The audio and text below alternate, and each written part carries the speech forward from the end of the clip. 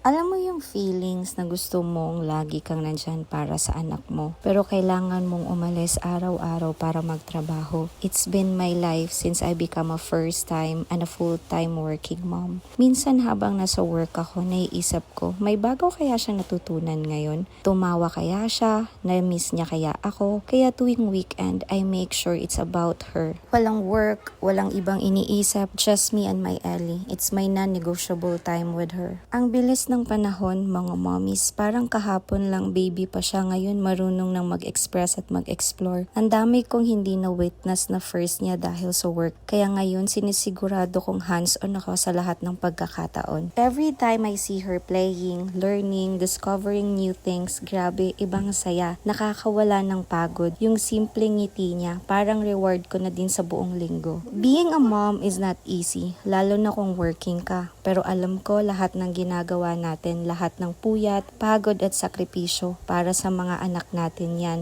To all the working moms out there, you're doing amazing. We are doing amazing, mommies. Kaya laban lang tayo para sa mga babies natin.